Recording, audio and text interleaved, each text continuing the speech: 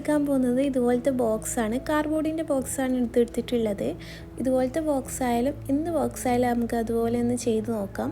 First ഇതുപോലെ ഒന്ന് cut ചെയ്യുന്നുണ്ട്, എന്നിട്ട് അതിൻ്റെ ഉള്ളിലുള്ള സാധനങ്ങളെല്ലാം ഒന്ന് റിമൂവ് ആക്കി കൊടുക്കുന്നുണ്ട്. അത് കഴിഞ്ഞിട്ട് പെയിൻറ്റിങ്ങും ചെയ്ത് കൊടുക്കുന്നുണ്ട്. കളർഫുള്ളാകാൻ വേണ്ടിയിട്ട് എല്ലാ ബോക്സിനും ഓരോ പെയിൻറ്റിങ്ങാണ് ചെയ്തിട്ടുള്ളത്.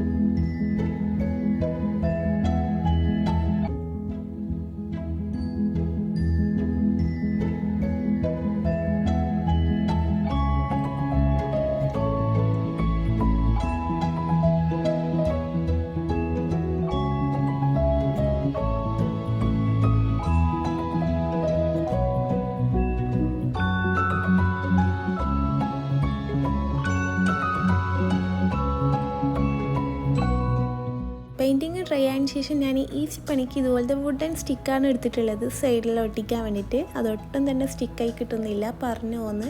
എന്നിട്ട് അത് റിമൂവ് ആക്കിയതിന് ശേഷം കാർഡ്ബോർഡിൻ്റെ പീസ് എടുക്കുക, എന്നിട്ട് സ്റ്റിക്ക് ചെയ്യുക. ഇതുപോലെ 3 കട്ടിയിൽ സ്റ്റിക്ക് ചെയ്യുക, എന്നിട്ട് സ്റ്റിക്ക് ചെയ്യുക ചെയ്യുന്നത്.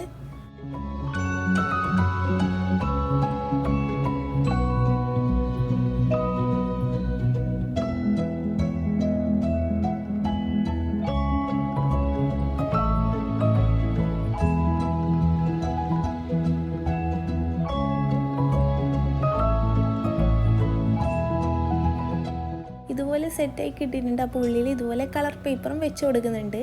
അപ്പോൾ ടേബിളിൻ്റെ മുകളിൽ നിറച്ച സാധനങ്ങളെല്ലാം നമുക്ക് ഇതിൽ കീപ്പ് ചെയ്ത് വെക്കാം. അധികം കട്ടിയിലുള്ള സാധനം വെക്കാൻ പാടില്ല, ലൈറ്റായിട്ട് വൈറ്റ് പറഞ്ഞ സാധനങ്ങൾ മാത്രം വെക്കാം.